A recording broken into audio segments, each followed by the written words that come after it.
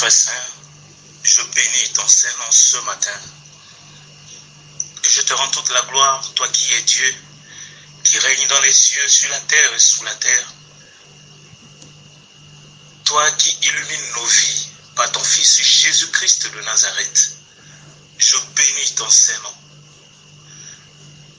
Je te rends toute la gloire, Seigneur, ô Dieu, pour l'opportunité, Seigneur, ô Dieu, que ton serviteur, le leader du ministère Momivac, Moussi Mayombo,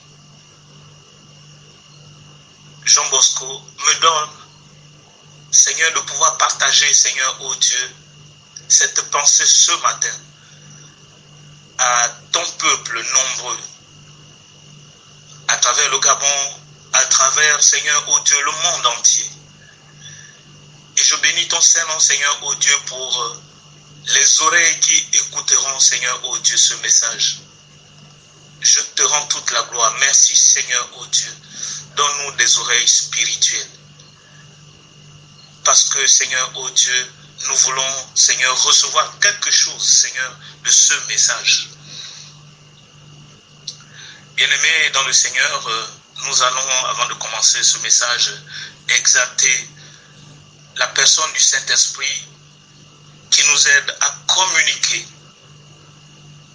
la parole de Dieu, la volonté de Dieu, pour que cette parole ait un impact dans notre vie.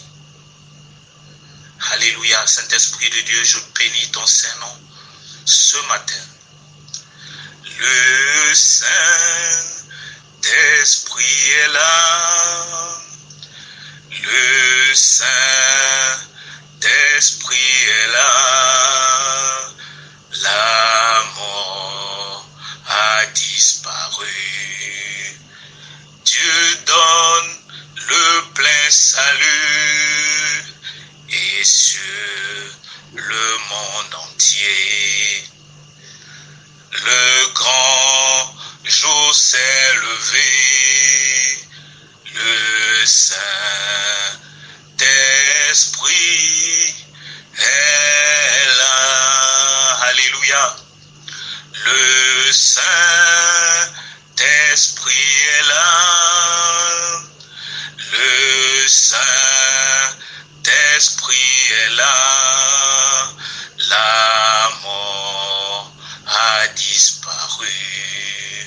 Dieu donne le plein salut et sur le Gabon le grand jour s'est levé. Le Saint-Esprit est là. Le Saint-Esprit est là. Le Saint-Esprit est là. La mort a disparu. Dieu donne le plein salut et sur nos vies le grand jour s'est levé. Le Saint-Esprit est là. Alléluia. Saint-Esprit de Dieu, merci. Prends la place qui est la tienne et communique la pensée de Dieu à ton peuple maintenant.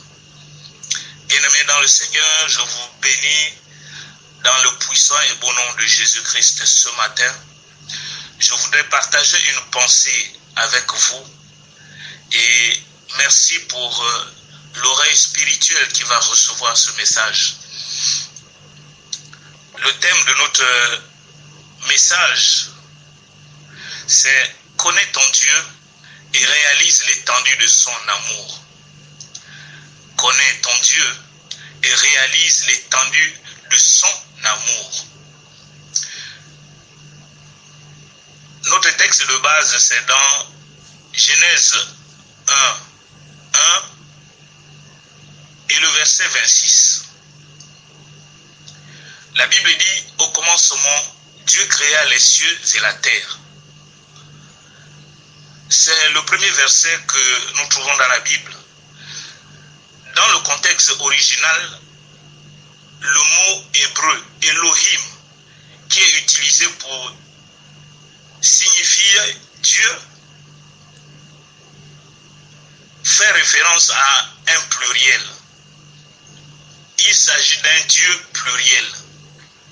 Et plus loin, au moment de la création de l'homme, il est écrit, puis Dieu dit, faisons l'homme à notre image et à notre ressemblance. Remarquez-vous l'utilisation du pluriel dans faisons et dans notre. De toute éternité, le Père, le Fils et le Saint-Esprit ne font qu'un. Il s'agit des trois personnes distinctes de Dieu. Les Saintes Écritures présentent clairement Dieu le Père, Dieu le Fils et Dieu le Saint-Esprit. Mais elle insiste aussi sur le fait qu'il n'y a qu'un seul Dieu. Un peu comme une opération mathématique, 1 fois 1 fois 1, mais fait toujours 1. Oui, c'est une triunité, communément appelée la Trinité. Dans cette triunité, dans ce pluriel si singulier, il y a depuis toujours une cohésion extraordinaire, une paix infinie, une unité sans faille, un immense amour. Pourtant, Dieu le Fils sera séparé de cette unité parfaite et éternelle pour sauver l'humanité. Et nous le lisons dans le livre de Jean 3,16. Car Dieu a tant aimé le monde qu'il a donné son Fils unique, afin que quiconque croit en lui ne périsse pas ou ne soit perdu, mais qu'il ait la vie éternelle. Bien-aimés dans le Seigneur, il fallait vraiment que Dieu aime le monde pour que son seul Fils unique aille mourir à la croix.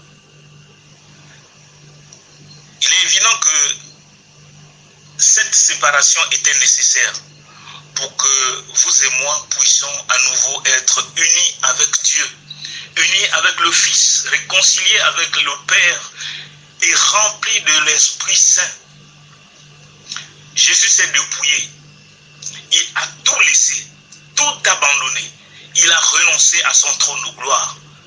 Mais pour son amour pour nous, il a même renoncé à l'unité avec son Père à cause de nous.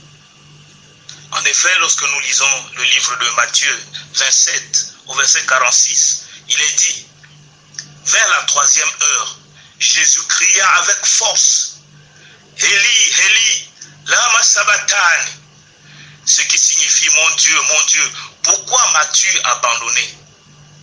Oui, pourquoi m'as-tu abandonné? À cette question, une seconde qui fait écho en mon cœur. Jésus, pourquoi as-tu abandonné ton ciel de gloire? Et sa douce réponse, par amour, par amour, par amour pour toi. Alléluia. Il a fait cela pour nous,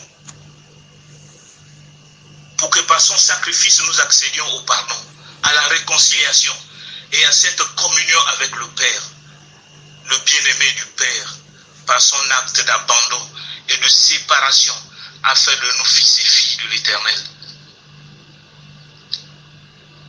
Comment dois-je chercher à connaître Dieu? Comment dois-je chercher à connaître Dieu? En principe, dans notre vie quotidienne, quand on cherche quelque chose ou quelqu'un, c'est quand on reçoit le besoin, c'est qu'on a cette envie de pouvoir recevoir cette chose ou être avec cette personne. Je crois que tout humain cherche naturellement à s'épanouir en cherchant son âme sœur, le bonheur à tout prix, la solution à un problème, la bonne idée pour prospérer. Cependant, chercher ne signifie pas toujours trouver, malheureusement. Il se peut que l'on ne cherche pas correctement les bonnes choses ou les bonnes personnes au bon endroit, de la bonne manière. D'ailleurs, beaucoup pensent avec fatalité parfois que plus on cherche, moins on trouve. Avec Dieu, ce principe ou cette croyance s'inverse totalement. Et nous le lisons dans le livre de Jérémie 29 au verset 13. Vous me chercherez et vous me trouverez, parce que vous me cherchez de tout votre cœur. Alléluia. La notion de chercher Dieu avec le cœur. En effet, si nous cherchons Dieu de tout notre cœur, il se révélera à nous. Plus nous nous approchons de lui, et plus il s'approchera de nous. Nous pouvons le lire dans le livre de Jacques 4, 8. Il désire se laisser trouver par nous. Il nous manifestera son amour incomparable et le plan qu'il a pour notre vie. Réalisons qu'en lui, il y a tout ce que nous cherchons. Il a les réponses car il est la réponse. Allons-y au-delà de nos raisonnements humains et partons à la conquête d'une connaissance profonde, intime et unique de Dieu. Mettons notre foi en action. Cherchons-le. Plus que tout, nous ne serons jamais déçus. Bien-aimé, notre ami Job a expérimenté l'amour de Dieu. Après être passé par des épreuves difficiles, nous pouvons le lire dans le livre de Job 42, au verset 5. Il dit, mon oreille avait entendu parler de toi. Mais maintenant, mon œil t'a vu. Alléluia. Il dit, Job avait entendu parler de l'amour de Dieu. Il avait entendu parler de ce Dieu bon, de ce Dieu puissant. Mais maintenant, il a reçu l'amour de Dieu en lui. Il a vu ce que Dieu a fait dans sa vie. Bien-aimé, Job a expérimenté l'amour de Dieu dans sa vie au-delà des épreuves. Ne cédons jamais au découragement, à l'abandon. Les temps par lesquels nous passons doivent nous permettre de nous rapprocher de plus en plus de notre Dieu. L'heure n'est plus à la distraction, car le Seigneur de gloire est à nos portes. Réalisons combien de fois il est important de rechercher la face de Dieu au quotidien. C'est un désir ardent, il doit brûler dans notre cœur. Par cet acte, Dieu nous révèle la profondeur de son amour et les plans parfaits qu'il a pour toi et moi. Le Tout-Puissant a abandonné une chose essentielle pour nous. Il a abandonné sa toute-puissance par amour pour nous, par passion pour nous. Il n'a ni commencement ni fin, dit la parole de Dieu. Tout lui est soumis. Tout est sous son pouvoir. Tout, mais toute sa puissance. Alléluia. Une personne a fait chavirer son cœur. Toi et moi. Oui, nous avons fait chavirer le cœur de Dieu. Alors, le Tout-Puissant, il s'est fait tout petit. Il est venu sur cette terre, a revêtu un corps de chair. Il a embrassé la condition humaine pour compatir à nos faiblesses, pour compatir à nos tristesses. D'infiniment grand, il s'est fait infiniment petit, d'infiniment glorifié, à infiniment humilié. Nous pouvons le lire dans le livre de Philippiens 2, les versets 8 et 9. La Bible dit qu'il s'est humilié lui-même, se rendant obéissant jusqu'à la mort, même jusqu'à la mort de la croix. C'est pourquoi aussi Dieu l'a souverainement élevé et lui a donné le nom qui est au-dessus de tout nom. Alléluia. Quel amour pour nous. Quel abandon. Entendons-nous le cœur de Dieu battre? Le cœur de Jésus-Christ battre pour nous? Prêtons attention à sa voix maintenant et recevons ses paroles pour nous. Il nous dit sur la croix, j'étais seul, sans aucune puissance, sans force. J'ai porté tes péchés, ta condamnation, toute faiblesse. Mais mon Père m'a ressuscité et m'a donné le nom qui est au-dessus de tout nom. Je suis vivant aujourd'hui en toi et pour toi.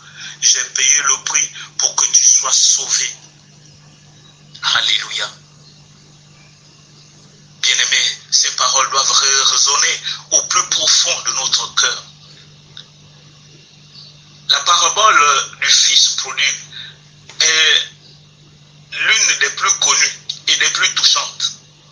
Elle nous raconte que le fils revient chez son père après avoir dilapidé tout son héritage.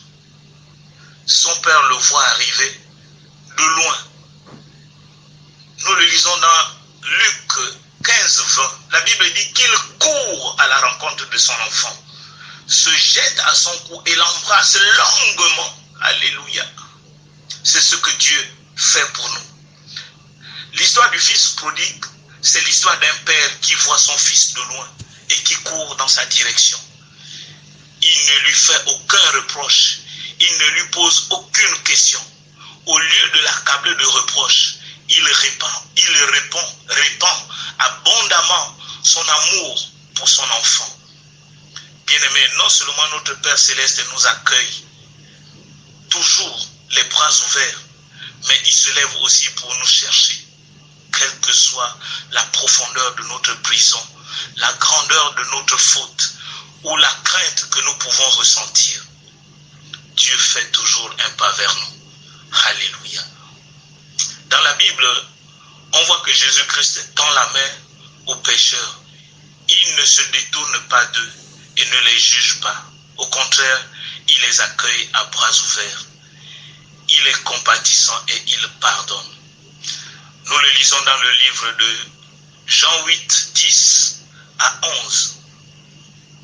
L'histoire de la femme adultère. La Bible dit, alors s'étant levé et ne voyant plus que la femme, Jésus lui dit, femme, où sont ceux qui t'accusaient? Personne ne t'a-t-il condamné? Elle répondit, non Seigneur. Et Jésus lui dit, je ne te condamne pas non plus. Va et ne pêche plus. Cette femme vient d'être prise en flagrant délit d'adultère. En le voyant approcher, peut-être que cette femme a ressenti de la peur, de la crainte. Que va-t-il me faire lui aussi? Va-t-il me jeter la pierre? La Bible dit, au lieu de la condamner et de participer à sa lapidation, Jésus la défend et lui pardonne sa faute. Bien-aimés, si nous nous sentons éloignés du Seigneur aujourd'hui, sachant qu'il est celui qui fait ce pas vers notre direction. Il fait ce pas en notre direction. Celui qui se lève pour nous trouver, pour nous sortir de la prison, nous sortir de la maladie, nous sortir de l'angoisse, nous délivrer de nos tourments, quelles que soient l'épaisseur des murs autour de nous. Notre Père Céleste les fait tomber par la puissance de son amour, l'autorité de sa parole. Je nous encourage aujourd'hui à nous appuyer sur lui et à ne compter que sur lui. Il ne nous laissera jamais. Il ne nous abandonnera jamais. Au cours de son ministère terrestre, Jésus se rend dans la ville où il a grandi avec sa famille. Il retourne donc à Nazareth. Alors qu'il se trouve là-bas, les gens se disent entre eux, d'où lui viennent cette sagesse et ces miracles? N'est-il pas le fils du charpentier? Nous le lisons dans le livre de Marc, chapitre 6, les versets 2 à 3. C'est vrai, il était le fils du charpentier, mais il était aussi le fils du Dieu créateur, le fils du Dieu tout-puissant, l'incarnation de celui qui tient le monde dans ses mains. Quel paradoxe! L'on peut supporter que les interrogations des contemporains de Jésus venaient du fait que les 30 premières années de sa vie ont été tout à fait ordinaires. Il a vécu la vie ordinaire d'un artisan, d'un travailleur du bois, et pourtant il était pleinement Dieu. Le regard de ses contemporains était empreint d'incrédulité et de doute. Ils voyaient Jésus au travers du filtre de son passé, pas des miracles qu'il accomplissait à ce moment-là. Nous le lisons dans Ésaïe 53 au verset 1. Qui a cru à ce qu'il nous a été annoncé? Qui a reconnu le bras de l'Éternel? Qui a cru et a reconnu que Jésus était le Messie? Bien-aimés, parfois au cours de notre vie chrétienne, certaines personnes ne reconnaîtront pas les changements que Dieu fait dans nos vies. Ils mettront en doute ses promesses. Mais ce n'est pas le plus important. Ce qui compte vraiment, c'est que chaque jour, nous permettions au regard de Dieu de se poser sur nous, sur notre âme. C'est que nous permettions au Saint-Esprit de nous sonder et de nous révéler ce qu'il a à nous dire par rapport à nos vies, par rapport à nos familles, par rapport à la nation. Je nous invite ce matin à méditer ensemble les paroles de ce chant. Dieu Tout-Puissant, quand mon cœur considère tout l'univers créé par ton pouvoir, le ciel d'azur, les éclairs, le tonnerre, le clair matin ou les ombres du soir, de tout mon être alors s'élève un chant. Dieu Tout-Puissant, tu es grand. Mais quand je songe au sublime mystère, qu'un Dieu si grand a pu penser à moi, que son cher Fils est devenu mon frère, et que je suis l'héritier du grand roi, alors mon cœur redit, la nuit et le jour, que tu es bon, ô Dieu d'amour. Vous avez ces paroles dans le chant de victoire. Et ces paroles touchent mon cœur ce matin, résonnent au plus profond de mon cœur ce matin pour reconnaître l'amour de Dieu dans ma vie. Moi qui ne suis rien qu'une simple brebis qu'il a péché dans la poubelle de l'adultère, la poubelle du péché du sexe, la poubelle du péché du mensonge et de tout ce que vous pouvez imaginer. Et il m'a fait de moi ce que je suis, l'humble serviteur. Je bénis ton Saint-Nom, Père, pour mon épouse, pour la famille que tu m'as donnée, cette grande famille chrétienne avec qui je partage la foi. Je bénis ton Saint-Nom, Père, pour ton serviteur. Moïse Mayombo Jean Bosco, leader du ministère Momivac,